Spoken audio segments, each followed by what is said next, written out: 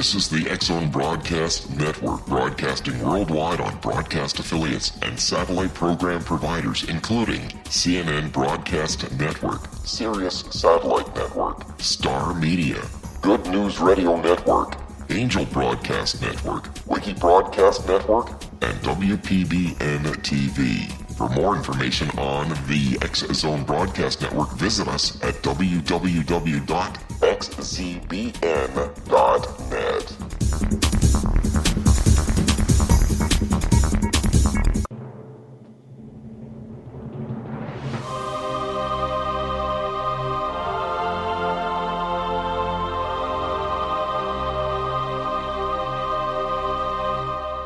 The Science of Magic with Gwilda Wiyaka is largely an opinion talk show. All opinions, comments, or statements of fact expressed by Gwilda Wiyaka's guests are strictly their own and are not to be construed as those of the Science of Magic or endorsed in any manner by Gwilda Wiyaka, Relmar McConnell Media Company, its affiliated networks, stations, or employees.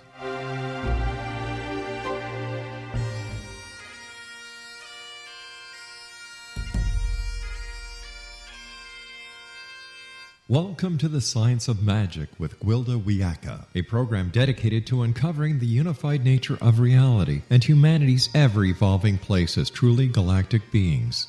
For more information on the Science of Magic with Gwilda Wiyaka, visit us online at www.thescienceofmagic.net.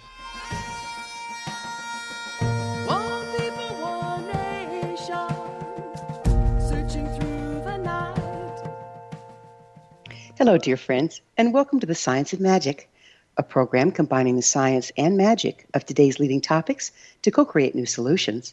I'm your host, Gwilda Wiyaka. This hour we'll be exploring from exploitation to cooperation. My original shamanic teacher was very old when I met him. So old, he carried stories from relatives remembering a time when his people lived in cooperation. That's not to discount squabbles and territorial disputes, but what's significant in any culture is the norm, as that dictates outcome. When in council, the elders would make decisions based upon a three-pronged balance, a triangulation between the needs of the individual, the tribe, and the earth, including all living upon her. The beauty of this approach is the lack of polarization between two opposing agendas, us or them, if you will. It was understood that solutions existed taking into account all concerned. It's how native tribes existed for thousands of years, leaving a very small footprint. Modern society has held polarized mindset. In order for us to win, someone else must lose. Decisions have been made from materialism, narcissism, and greed, and we are reaping the rewards in spades. If we don't take decisive action soon, the outcome will not be to our liking. There are too many of us to return to indigenous ways. Is there a third option? Is it possible to abolish war and poverty? Can we hope to build a global community where everyone's needs are met, including those of the planet? Our guest this hour has spent a lifetime pondering these very things. With us is Alanna Hartzok, co-director of Earth Rights Institute and author of The Earth Belongs to Everyone, recipient of the Radical Middle Book Award. In 2011, Alanna received the International Earth Day Award from the Earth Society Foundation. She's International Liaison for Robert Schalkenbach Foundation, United Nations NGO Delegate for the International Union for Land Value Taxation, and a psycho-spiritual counselor and psychotherapist in private practice. In both 2001 and 2014, she was a candidate for U.S. Congress Pennsylvania's North District. She initiated tax reform legislation into law by Governor Thomas Ridge. She's given lectures and seminars in 30 countries. Her website, earthrightsinstitute.org. Alanna, thanks for joining us on the Science of Magic. Oh, thank you so much for inviting me. What is a psycho-spiritual counselor? Well, it's one that understands the emotional healing, and it also understands that we have a deep self, a soul, and it's connecting the two. Often people who are soul connected have a heck of a hard time being in this world, and so it's a matter of then balancing the emotions and the mind and the physical body to function effectively in the world. And then some people who are effective in the world sometimes don't have a clear meaning and purpose. And then it's their task then to go on a soul journey and connect more strongly with their soul or deep self. So it's understanding how to work with somebody on all those dimensions.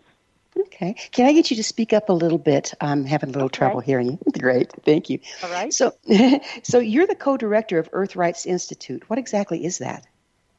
Well, this was founded with myself and another woman, a Green Party leader named Ann Gecky, and we put together our 2 life visions and goals, and it's to bring together people of goodwill and special skills to build ecological communities, and it's an earth healing agenda. And by earth rights, we have 2 meanings for that. One is that the earth has rights itself for care and protection and integrity, and also that we human beings really, by natural law, have a birthright to our planet.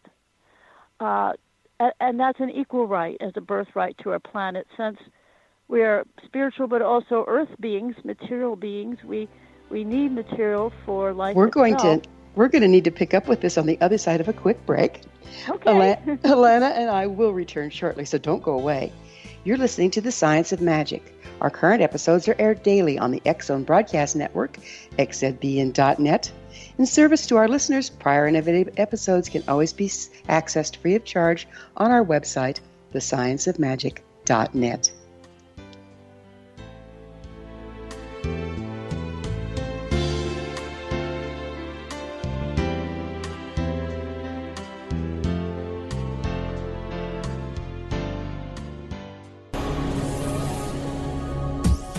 This is the X-Zone Broadcast Network, broadcasting worldwide on broadcast affiliates and satellite program providers, including CNN Broadcast Network, Sirius Satellite Network, Star Media, Good News Radio Network, Angel Broadcast Network, Wiki Broadcast Network, and WPBN TV. For more information on the X-Zone Broadcast Network, visit us at www.xzbn.net.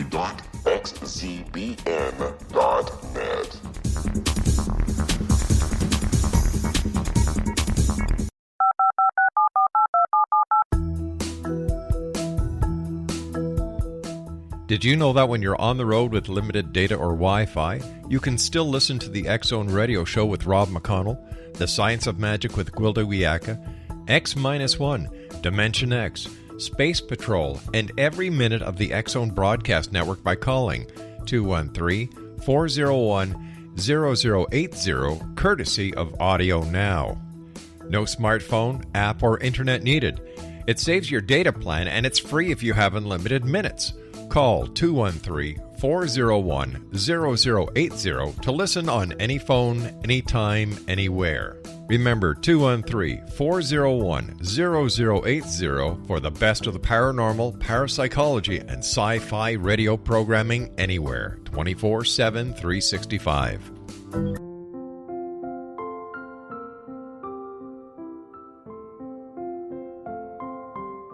I am Dr. Carl O'Helvey, founder, president of a new cancer foundation focusing on evidence-based physical, mental, and spiritual interventions, including natural cancer cures, prayer, meditation, affirmations, nutrition, and other related holistic cancer prevention and cure modalities.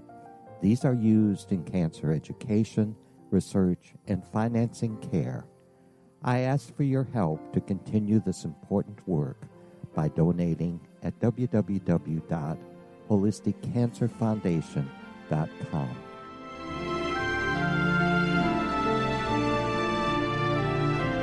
Hello, I'm Pete Marsh. With my daughter Justina, we will be presenting the new radio show, Too Good to Be True. If something seems too good to be true, it usually is. But with the help of Justina's amazing gifts, we're going to gain insight into questions that don't yet have complete answers. Have you wondered who built Stonehenge and for what reason? Why are crop circles found in the same region as Stonehenge and elsewhere? Are crop circles a hoax, or are they created with technologies that we have little knowledge of? Who built the pyramids in Egypt and also in other countries? How and why were they built? Was the Titanic switched with the Britannic as part of a gigantic insurance fraud, or for more insidious reasons? What caused the Tunguska event when trees were flattened over an 800 square mile area in Siberia? Will the new insights be too good to be true? Well, that will depend on what you are prepared to believe. Please join us as we start on this journey together. For more information on Too Good to Be True, visit www.xzbn.net. Little children aren't the only ones afraid of the dark. Millions of soldiers return from war zones with PTSD, anger, frustration, fear, and loneliness, much of which surfaces during the darkness of the night. You have the chance to change the lives of these American heroes. Songs and Stories for Soldiers.us provides free MP3 players for these men and women.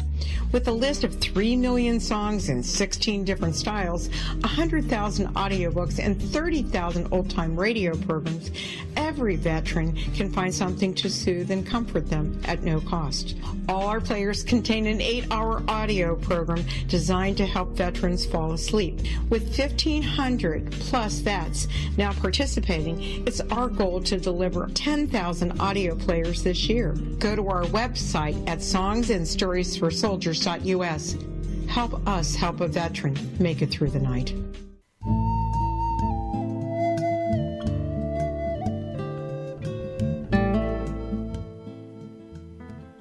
Welcome back. This is The Science of Magic, dedicated to unification and evolution of consciousness. I'm your host, Gwilda Wiyaka. Our guest this hour is Alanna Hartzok, co-director of Earth Rights Institute and author of The Earth Belongs to Everyone. Her website, earthrightsinstitute.org. Speaking of rights, we were talking about rights, Alanna.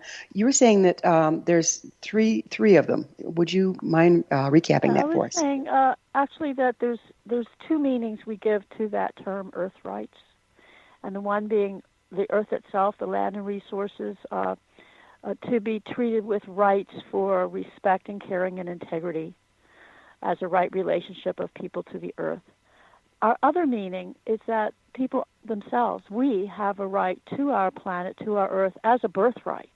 And it's a natural right, and that it's an equal right by all who are born here. And this would be a right that holds throughout the generations. And this is the earth rights that we have not had as an underpinning of democracy. It's an essential economic human right. And I've never met anyone who said that somebody else should have more rights to our earth than they do, or than somebody else does. Have you ever thought of that? Yeah, it amazes me how something so simple and so absolutely necessary is totally absent in our government and everything. Absolutely. And the earth rights, when you mention this and people focus and they say, yes, of course, they know intuitively that this is correct. The earth is the birthright of all people, and it's an equal right by birth. And then they say, but that's an impractical thing. That can't mean anything. That can't be any reality. And I say, hold on, just hold to your truth there that you said, yes, this sounds true to you. And then we can go ahead and we can talk about practical policies that are based on this deep ethic. Mm-hmm. But the problem to me is, it sounds great. It really does. But how do you get there from here? I don't know how much further away from that we could be. Well, there are examples, and I could certainly, I'll give some of them. But let's just talk about what you said earlier about how our culture divides. We're divided from each other. It's win-lose. And that indigenous cultures who understood and lived by the earth rights ethic, it was let's make decisions together for the good of all people and all life. And how did we get so divided? And we have to really go back at least as far back as the Roman Empire. And the Roman Empire, if you go really deep down this rabbit hole, you just kind of almost face evil, that some kind of evil that just likes to keep people divided and in conflict. But essentially, when you look at that Roman Empire land ethic, it's dominium. And it legalized land that was acquired by conquest and plunder. the original, and this has been deeply researched by a Filipino man named Charles Avila in his Ownership Early Christian Teachings book. The original Judeo-Christian land ethic is koinonia. It's a Greek word that means the earth, the land, the resources are the gift of the Creator. It's God's gift. For the autarkia, that means for the self-sufficiency, for the livelihoods of all. That was what was trying to come through Jesus' teachings. Yeah, and then there was the indigenous teachings as well. Absolutely. That co-respect for the earth as a living being and our right to equal resources, and that's sure gone by the wayside. Caring and caring. Yeah. So as a psychotherapist in private practice, how did you get involved in this work? Oh, this work comes out of a life when I was a questioner, a seeker, a little philosopher as a child. And I think we all have that in us. Everybody has those moments when you ask deep questions. And we can't let ordinary life get in the way of the deep questions that well up inside of us. So I took my deep questions seriously. I was one of those why kids, as all kids are in a young age. But I persisted in this, and I questioned authority, and I got in lots of fights with my rather authoritarian father, which is simply a familiar experience where we're working through this in the family, this domination, male over female, now to have egalitarian gender relationships, and to also respect the voice of the child rather than just say, do what I told you to. So my questions were taken seriously by me, and I searched for many, many years for answers. And my questions were about what is emotional health? I knew I was hurting. How do I find emotional healing? I knew I'd had very profound spiritual experience as a child where I would go into what we might call unity consciousness, and I would be filled with bliss coming out of those high states. And I couldn't even verbalize it till I came into Buddhism and found out about some of these states of consciousness. I kept searching and searching, and if you ask the right answer, and I know you've had this happen, if you ask the right question, the answer will appear. So how did you drop into unity consciousness? What precipitated it? Oh, I remember just sitting in the kitchen as a young child. I think my mother was maybe working in the kitchen, and I was just probably in a very calm, peaceful state of mind. And then what we know about these experiences, when you're in them, you're in unity, so there's no separate observer watching your experience. You're simply in it. You're in the unity. But then when you start individuating again, when you stop dropping into your separative consciousness, is when you experience the bliss of that state, just as high blissful feelings that would go on for several days for me. And I think the closest it comes to the West is an epiphany type of experience, but the Eastern philosophies have much more understanding of these states. Why do you think? I would just say a deep, peaceful, natural, deep, conscious, kind of natural meditative state is what I probably fell into. Why do you think they're so rare in our culture? Well, they're not validated. They're not. We are language. Humans are language people, and like I said, as a child, if I had no experience of how to describe it, there were no words taught to me or known, then I couldn't share the experience. If we don't have language to share states of consciousness, Sanskrit and these ancient languages have these words, but English doesn't. Why? Because I think there's a lot of spiritual repression that has happened through centuries and centuries. I think that people in monasteries and monastic lives were having these experiences, but we know there were times when those kinds of spiritual people were persecuted. What I find what I find interesting is that in our native, all of our indigenous tribes, they had a shamanic base to everything. Okay, yeah. There's a shamanic base, and that is a method by which you can access unity or the quantum level. And in Westerns, we have done everything we can to abolish shamanism because of the unity. So is there something going on there? Is there some reason that we have tried to do away with unity consciousness? I have been going down several rabbit holes, and many of us these days, looking at deep problems, several. And every time when I get really down, it's horrifying. I just see something very demonic.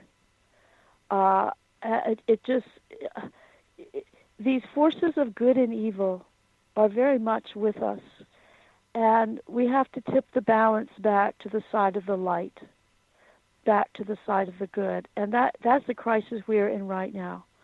But if you look at good and evil, that's polarized. Aren't we needing a third option, like a three-pronged approach, where there's positive, negative, and neutral? Positive, negative, and neutral. Yes, but that doesn't allow us to engage in the struggle, and I think there's a certain struggle, and we're looking at. To look at the dark side can also make us fight for the light, for what's good. A mother who sees some threat to her child is going to become fierce to protect that child. And as women, we have to be careful not to be too nice. We have to be careful to also allow our fierce face to come forward, because there is truly terrible destruction happening now. Oh, I won't argue that, but isn't that fighting fire with fire? If we're dealing with ferocity and warlike attitudes?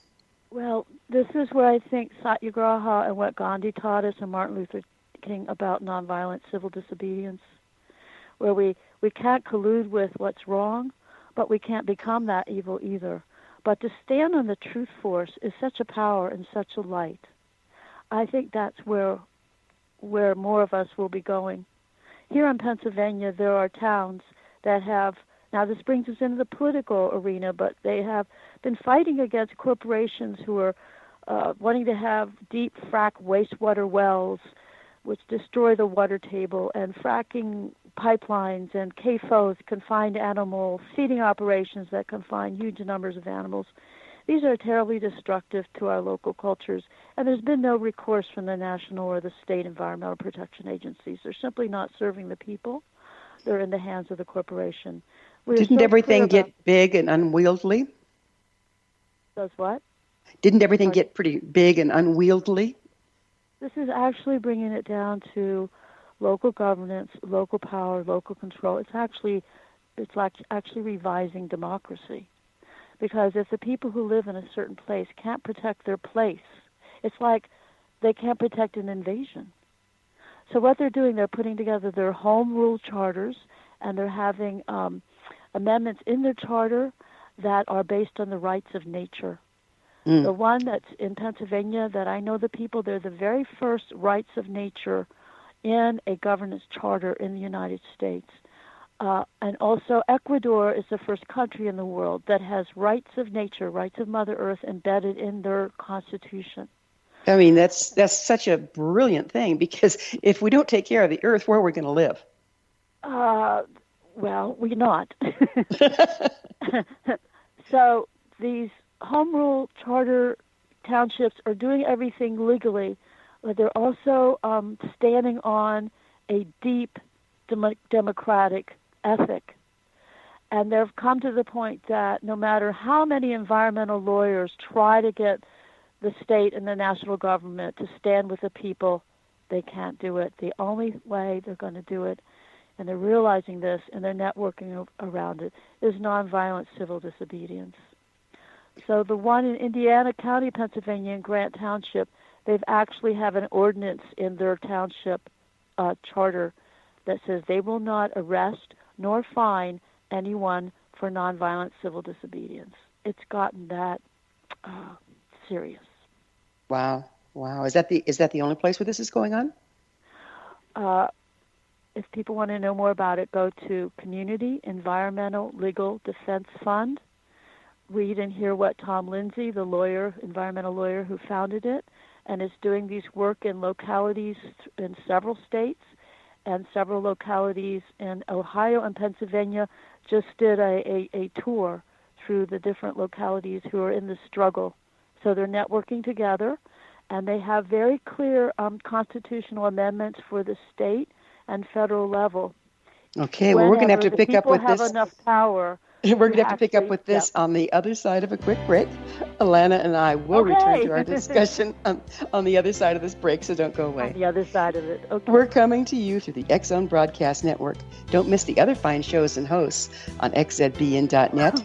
You're listening to The Science of Magic, your resource for creative solutions in a changing world, thescienceofmagic.net.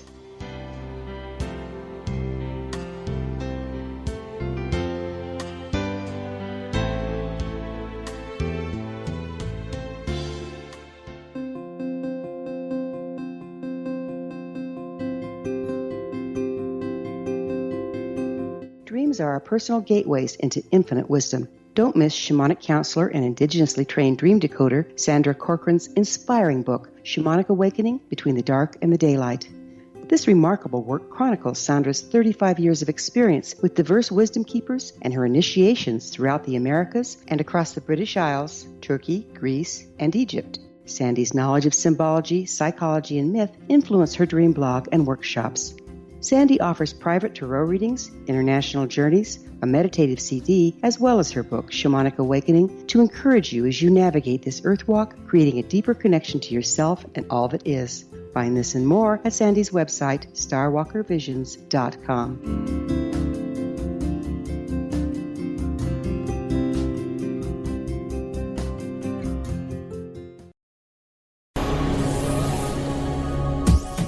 This is the X-Zone Broadcast Network, broadcasting worldwide on broadcast affiliates and satellite program providers, including CNN Broadcast Network, Sirius Satellite Network, Star Media, Good News Radio Network, Angel Broadcast Network, Wiki Broadcast Network, and WPBN TV. For more information on the X-Zone Broadcast Network, visit us at www.xzbn.net.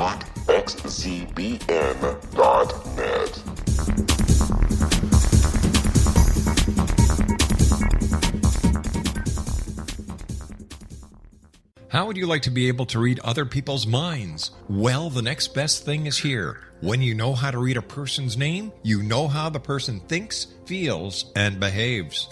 Each letter in our name holds a key to unlock our true essence. Our name contains both our gifts and challenges in this lifetime.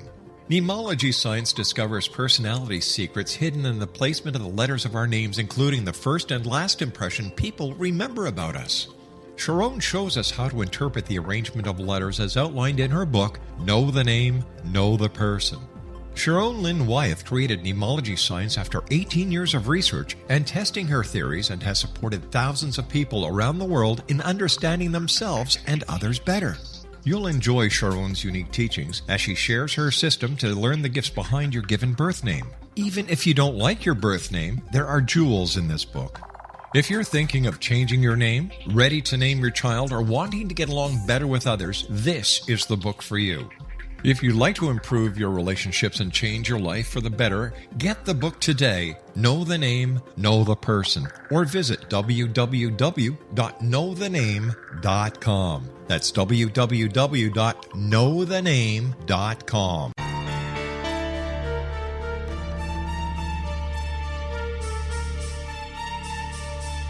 Hello, I'm Justina Marsh, and with my dad Pete, we are going to present a new show called Too Good to Be True. Together, we are aiming to discover more truths about this world and beyond. Do you have unanswered questions about the world? Do you ever wonder about aliens, conspiracy theories, or the universe? There are many shows discussing subjects such as pyramids or UFOs, but we want to relay this information based on our own research, including from spiritual means. Hopefully, listeners will be helped with their own beliefs and will appreciate the psychic insights that add to the previous research and information. We both look forward to sharing this insight and beginning this journey with our listeners. Visit xzbn.net for more information about when to listen.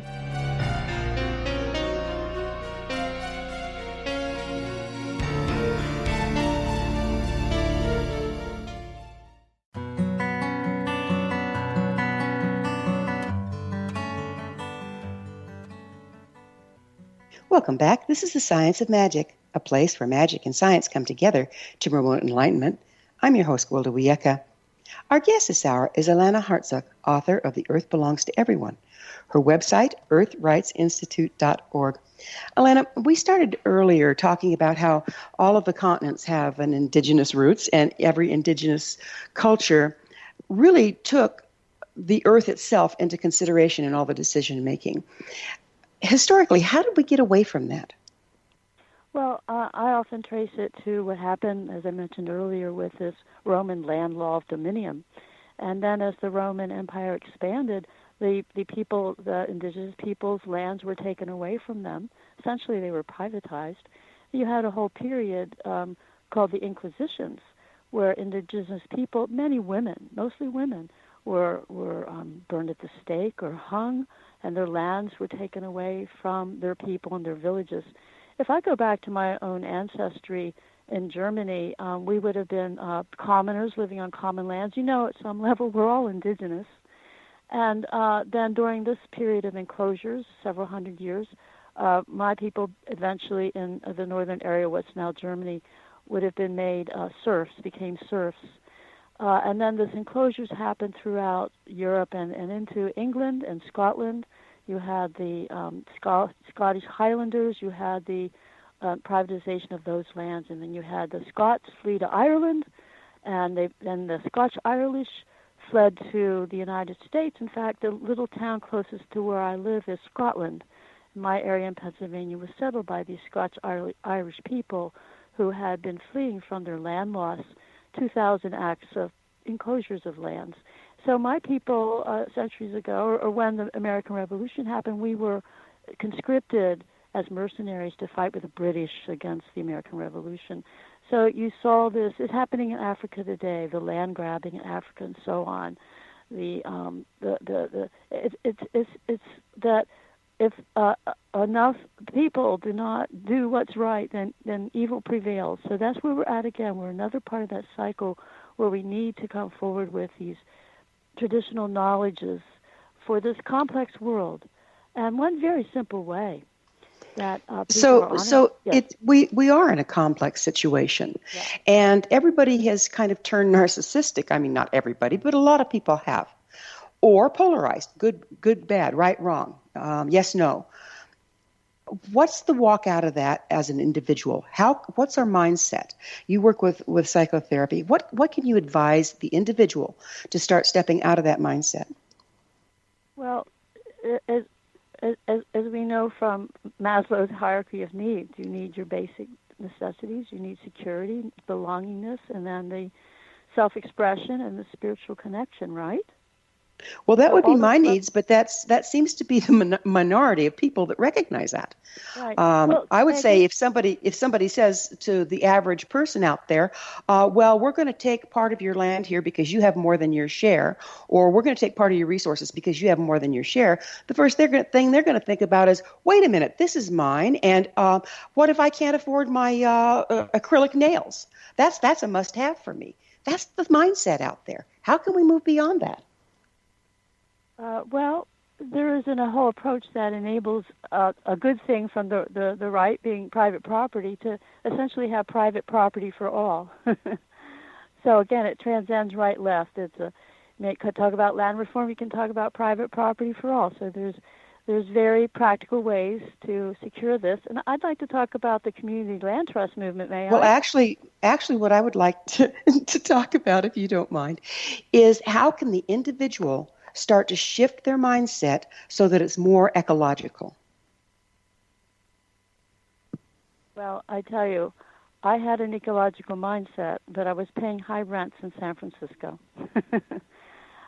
There wasn't much I could do. I could join the Green Party, which I did, and so forth. But I couldn't really get my fingers in the dirt, if you will. So I moved back home where I could get affordable housing in Pennsylvania, and I managed to get, with a low income, because I've always been an activist also, a 3.5-acre micro farm where I'm very, very happy. And so I can go out into the garden and do organic gardening and grow my own food, and have chickens and other animals, and I just really love this way of living. Oh, and I do too, Alanna. I do too, but how many people can do that? I mean, just how can we divide the whole earth up so that everybody has an opportunity to have that experience? I don't know that it's possible. Well, we're doing examples in California how this would work, and it works very, very well. And so, for instance, the School of Living is a 50-year-old community land trust, and it has 7 land trust parcels in 3 states. And the one, 65 acres in Virginia, was a Cherokee Indian tribe. The chief died of that ban, and so they're letting go of that. And so now I'm working with a partner who's going to have this as a sanctuary for African American women and children, so they can really get that connection with nature, a really secure place to be in nature. And even though Pennsylvania is one of the older states, you can drive through here, and there's so much land that's, even though so many people live rurally, there's still so much open land that very beautiful small eco-villages and small farms.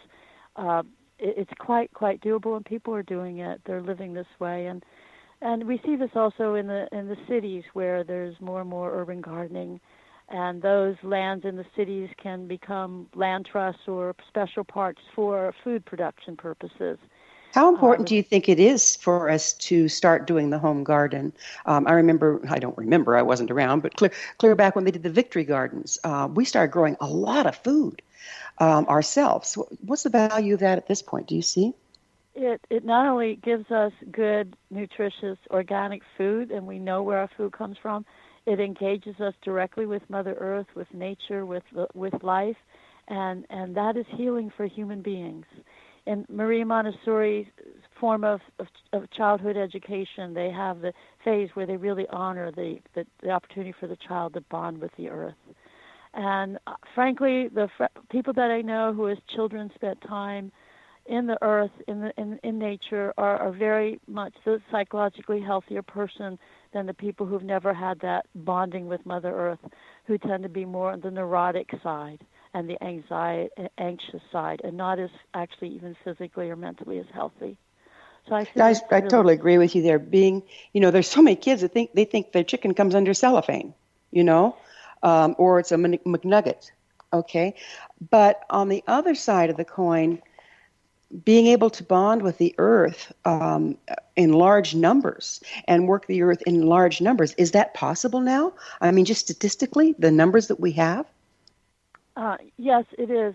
We don't need to all be living in these mega cities. The cities can be scaled down with much more open space. I mean, I go to New York frequently, and one of the most splendid things about New York, we all know, is Central Park. And so here's a beautiful commons that's easy for everybody in New York City to get to. All the areas, Brooklyn has its big park. It's just beautiful. And so that is, my friends in New York love going to Central Park. You see, so you can be in the city and bond with Mother Nature. You don't have to own something. You don't have to own a backyard. My friend has a little bit of food growing on her balcony there right by Lincoln Center, and she just delights in a little bit of plants that she has on her balcony. She loves New York, but she walks every day in Central Park. Mm-hmm. Yeah, it's wonderful that we're getting some green patches in the middle of the concrete, but that doesn't afford the kind of living you were talking about with chickens and larger gardens and that sort of thing. Well, we have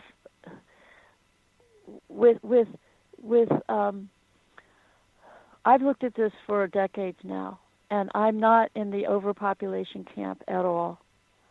I've been to Nigeria. 1 out of 10 Africans are Nigerian, and there's not even a sense of overpopulation in Nigeria. There's plenty of land for people and living in their villages. In fact, we need to revitalize those African villages rather than encouraging people to go into the mega cities. So, from my view, there is enough land for people to live in beautiful ecological villages. There's a global eco-village network that's worldwide. That's one of the most beautiful examples of living rightly on the earth. And again, I still see these small examples, and I commend them, don't get me wrong. But the feasibility of doing that on a large scale is a question to me. How can we do this on a large scale? Well, we can get land access by properly, beyond left-right, properly structured public finance policy. And that's not the purpose of this show, to go into this kind of policy, but maybe if people go to our earthrightsinstitute.org website or the IU.org or the Robert Schalkenbach Foundation, you can learn all about that. There's so much of how to practically have it so that we have a world that works for everyone, beyond the old right and the old left, and based on the earth rights ethic. You know, I'm going to quote something out of your book. We live in a time of crisis and chaos, in a world on the precipice. Ahead lies catastrophe unless humanity can act together in global cooperation. Ahead lies increasing and relentless warfare unless humanity can respond quickly through awareness that we are a one human family on one small planet. We are all in this together, warfare or earth share. That's the question. That's a pretty strong statement. What brought you to make that? What brought me to make that? It came from an understanding of the magic of truth and how we structure human society. As I said, I asked deep questions about the root causes of poverty and war. And those questions became magnets, and they took me to the places and the people and the books and the information that answered those questions very clearly. And so we are at this place where, as humanity, please needs to awaken quickly, but also take action to create the world of fairness and justice that works for everyone. What do you mean by a world on a precipice? Well, there's so many. There's the acidification of the oceans, the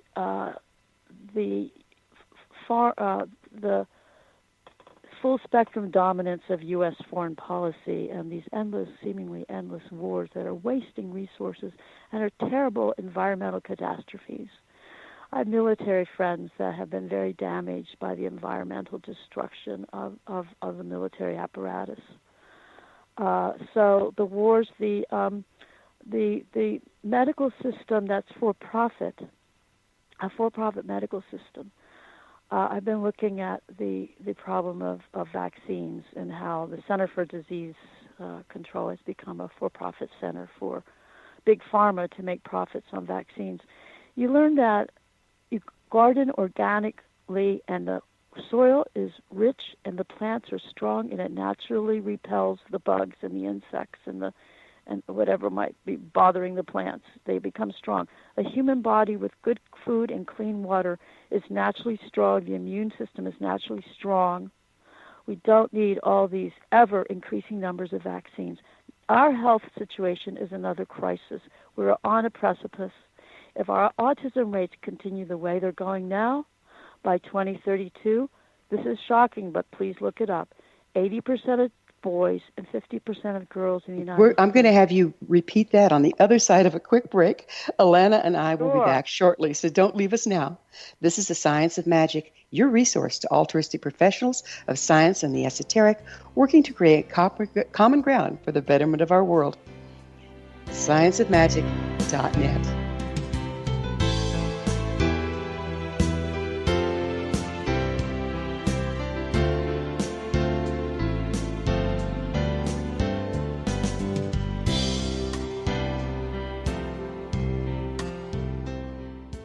Hi everyone, Rob McConnell here, and I wanted to spend a moment on internet streaming. Everybody has heard about internet streaming, but not many know much about it. Did you know the internet streams just about everything? Movies. From new releases to old classics. TV shows. Almost every show, every episode, and much more. But the question has always been, how do you do it? Well now, thanks to the folks at 123 Ready TV, I have the answer for you. They have developed a simple program app, 123 Ready TV, that you install on your Windows PC, Android smartphone, or Android tablet that can have you streaming like a pro in less than 5 minutes. You truly won't believe how much is available or how easy it is to do until you try. And for a one-time cost of only $19.99, this product is a real winner. To learn more about 123 Ready TV, visit our website at www.xzbn.net.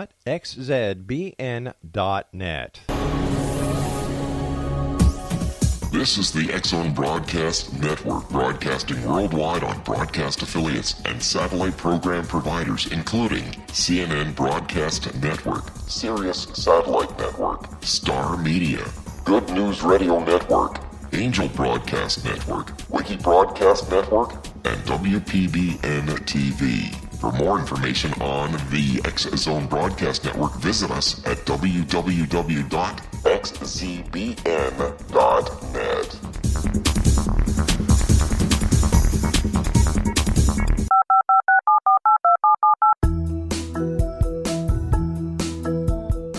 Did you know that when you're on the road with limited data or Wi-Fi, you can still listen to the X-Zone Radio Show with Rob McConnell, The Science of Magic with Gwilda Wiyaka, X-1, Dimension X, Space Patrol, and every minute of the X-Zone Broadcast Network by calling 213-401-0080, courtesy of Audio Now.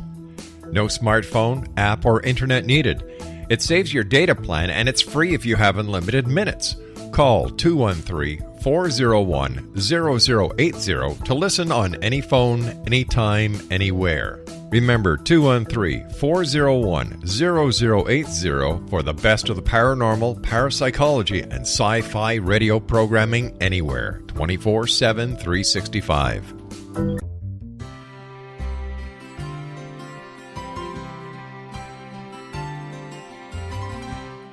True healing must address 4 levels: physical, emotional, mental, and spiritual, for us to live joyful and productive lives. We tend to treat 3 of the 4, leaving the spiritual languishing. If you're tired of the same dysfunctional patterns cropping up in your life, Soul Balancing is for you. Trixie Phelps, owner and founder of Soul Balancing, is a naturally gifted energy healer trained in numerous esoteric forms, including shamanism. Trixie has created a powerful modality that safely and effectively clears your energetic field. A Soul Balancing session can remove interference, heal trauma, and restore your hope. Contact Trixie for a life-changing long-distance session today, www.soulbalancing.world.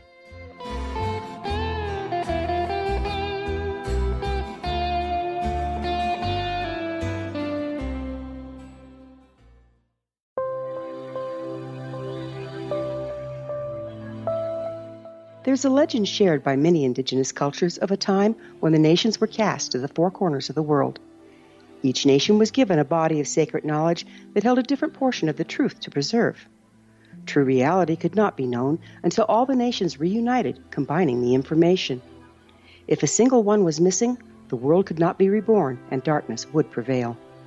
The Science of Magic Radio is dedicated to reuniting the sacred knowledge. With the understanding, none of us has all the answers, but together we can open new perceptions and possibilities. Through our combined vision, the world can be reborn into a place where darkness no longer prevails. Join me, Gwilda Wiyaka, and the Science of Magic daily on the X-Zone Broadcast Network, xzbn.net, or visit us at thescienceofmagic.net.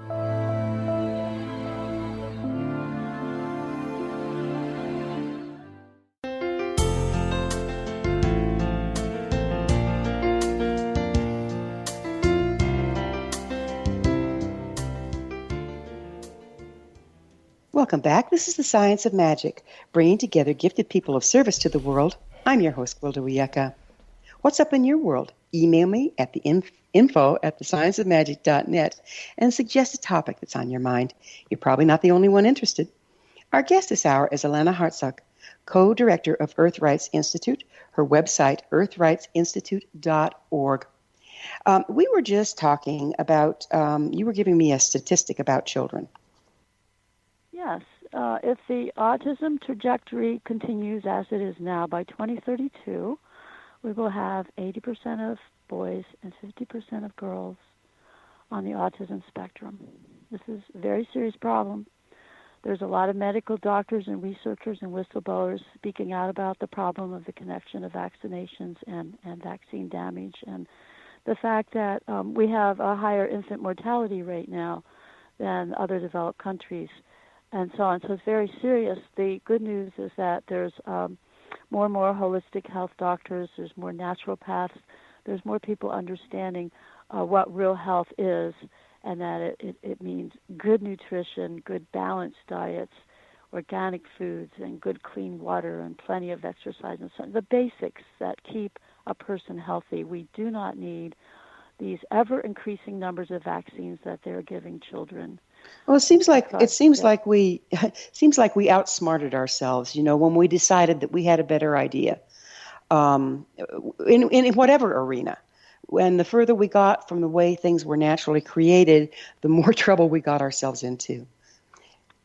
Yes, you had, right before you said the finding common ground. That's another of your themes, correct? Finding common ground. Well, let's look at really what common ground means. It's those ways that hold the land in common, that we fairly share the earth. And the more we got away from that, where a few could own and control so much of Mother Nature, then so much became based on the single bottom line of profit and power. And so we can get back, what we need to, get back and move forward to is a triple bottom line of people, planet, and not just profits, but profits can be in there too. But the people and the planet need to be in the value of anything we do in trade, exchange, and market, and so on. And there are now ways to incorporate businesses based on the triple bottom line. Our businesses now are based on profit only. That's the way they're incorporated. So we need to shift that whole ethic in terms of business. That's why these beautiful green businesses, we need to give them the support, and we need to encourage them to grow, because they have embedded in them the ethic of what's good for the people and the planet, and not just their profit. Yeah, it's a beautiful thing that we see coming to the fore is more and more people are trying to do a cooperative thing where everyone wins. The third option, not right, not and wrong, good and bad, but win-win. And that's a time that we're moving into in history, I believe. Do you have an idea as to why we're moving there at this time in history? For survival. Life wants to survive. There's a deep impulse to thrive and survive. And humans are brilliant and have survived for millions of years, it would seem. And so when we start seeing we're about to go over a precipice, which we are now, there's also enough whistleblowers and people saying, no, don't go that way, go this other way. And they get clear about the other way. And there are people who have the love and the caring and the goodwill for others and for Mother Earth. And they're building now these good ways. Yeah. And going local, again, I talked about local things, and buying local is an important part of this, putting your money where your values are. Well, it's amazing to me that we're in such chaos right now, but it makes perfect sense, because for an old system to die, it has to fall apart. And the more we're associated with and reliant upon what's falling apart, we fall apart also. But if we can start to pay attention to the things that are going to work in the new way, win-win, instead of dog-eat-dog, and take a step to be there rather than in the failing system, it's like two worlds emerging, isn't it? Oh, very much. Oh, very much. It's kind of so, with one person and another person standing side by side, living in different worlds in their minds, true. There's a David Spangler was a wonderful spiritual writer. If you ever come across David Spangler, he said once, the role of the prophet is to preach the doom, to wake people up. In other words, the precipice is there, wake up people. And the role of the priest is to point to the new direction. And I like to do both. If I'm giving a talk, I like to show what the dark, really difficulty is we're facing, but only for maybe a third of the conversation, and then the 2/3 to shift to all the good things, all the good news, all the new directions.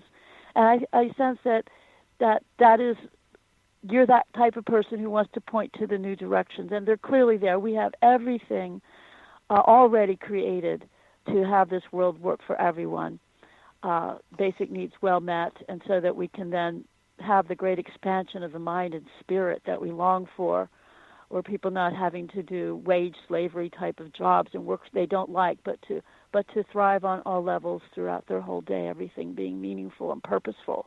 We have everything intentionally has already been created, the energy, the way of the food supplies, the way to build green buildings, nature-based buildings based on renewable. There's even a building company that's now using the timber and the sand and everything from the site to build your whole house. Won't this kind of organically come into being when we can do what you did as a child and start connecting with all that is, when we can go into that spiritual place of interconnectedness, it's the natural result, isn't it? The natural result is to then want to have the outer world mirror the beauty and harmony and ecstasy that has been discovered within. Otherwise, Exactly. there's a terrible dissonance and suffering. I myself fall into what I call Weltschmerz. There's a German word. I have no English word. That means pain of the world. If you're a spiritually sensitive person and you look out on the world today, you feel a great sadness. And that's the world pain. So you take that world pain and you say, I must step up and I must do all that I can, follow my inner guidance, follow my goodwill, become stronger so that I can clear this pain. It's a bodhisattva role. The bodhisattva says that rather than going into the infinite everything, the bodhisattva stays with enough individual consciousness until every blade of grass is enlightened. And that's the key, is the balance between the individual and the unity of the whole. And that's a difficult balance to maintain at this time, isn't it? It's extremely difficult at this time. It's very easy for many of us to fall into despair and this pain of the world, Weltschmerz. And that is why it's so essential that we have conversations like you and I are having, and that we listen and talk, and that we connect with other human beings that will strengthen us in our work together. And together is the key at this point. Isolation just breeds a downward spiral. We need to reach out to each other and see that we're all in this together, and then we can bring each other up and through. And being together is the key, isn't it? It's like, but in order to do that, don't we have to be open to other viewpoints rather than immediately judge against? We need to be open to other viewpoints and be able to engage in a respectful way. My friend Nori Huddle has written books coming out of her asking questions, kind of Socratic, where you just simply ask another person a question and it keeps drawing them deeper into their own truth. And so we absolutely need safe spaces for people of different views to have heart-to-heart conversations. Mm-hmm. You know that one of the things that Science of Magic is based on is that there's the legend that in the original times the nations were cast to the four corners, and each nation had a piece of the truth. But the truth wouldn't totally be known, and we wouldn't find peace and unity until all of these pieces of information came back together and were unified. And I think that's what we're in the middle of right now. Oh, absolutely. Yes, to honor all the different pieces and see that you bring them together and they make a beautiful mandala. Yeah, and the mandala's way different than any of the four separate. Right. Yeah. I guess the Native people also talk about the four directions. Maybe that's a bit of this too, understanding the basic different ways and how they harmonize. In a healthy, happy world, there's a harmonic of the differences. There's unity and diversity is a common phrase used now, isn't it? Yeah. And this is why I'm encouraged by people in the localities right where they are, coming together, neighbors getting to know neighbors, and just simply talking, getting together, having potluck meals, and say, who are you? How are you? And just to be together and to know each other. I have neighbors that are very different from me, but I find them also interesting. And if I know of any neighbor that's suffering, I just want to reach out and do what little bit I can to help them. It doesn't matter what their belief is or their political party or so on. They're neighbors. And that's the beauty of coming back as viewing everyone around you as a neighbor instead of a faceless them. Ah, yes, absolutely. Yeah. And so I just look forward to creating that time when we can actually spend more time together as family and neighbors. Yeah, and I think it's coming. Keep up the good work, Alanna, and thank you so much for being on the program with us. Oh, thank you for having me. I appreciated our conversation. My pleasure. Our guest this hour has been Alanna Hartzok, co-director of Earth Rights Institute and author of The Earth Belongs to Everyone. Her website, earthrightsinstitute.org. This has been The Science of Magic. Join our email family to be the first to receive our thought-provoking, topic-driven episode collections at thescienceofmagic.net. Until next time, dear ones, may you be blessed with knowledge and comforted with love as you entertain a third option. One people, one nation, searching for the light. One people, one nation.